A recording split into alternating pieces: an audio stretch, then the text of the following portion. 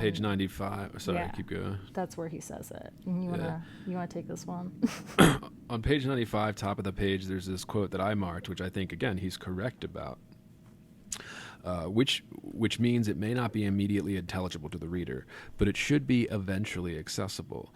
Otherwise, we are guilty of a self-indulgence that, increasingly, it seems to me, mars much contemporary American poetry, producing work that calls itself oblique or mysterious or Vedic, when in fact it is merely obfuscated, not very well thought out, is suspicious of meaning, and privileges the arty over art itself.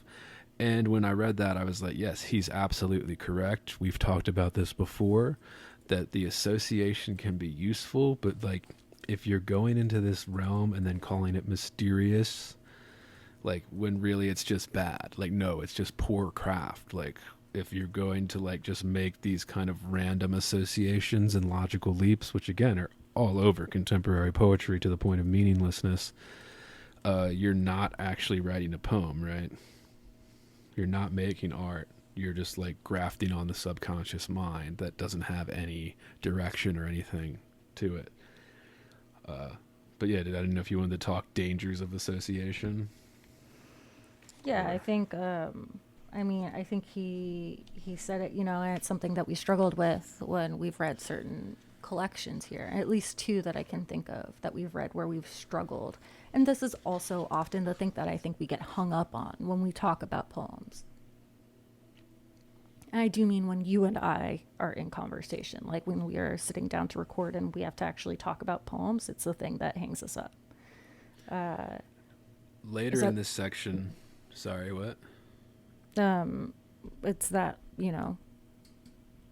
you can't always make sense of one leap to the next. And sometimes it's okay that you can't verbalize it, and sometimes it's really, really not, right?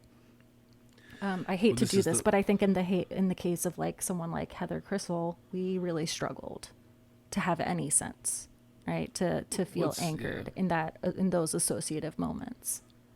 Well, and that's because I feel like that was just total garbage.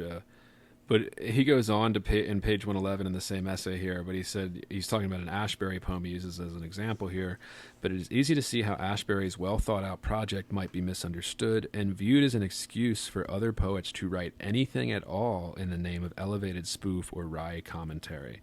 This is the ever-present danger of the associative method, and can only be avoided via a certain amount of control, which is the artist's vision, a kind of tightening of focus.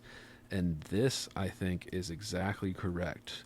So when we say that, yes, something like the Heather Crissell stuff, where she is not using the artist's vision, that kind of amount of control to tighten the focus of those poems so they go everywhere.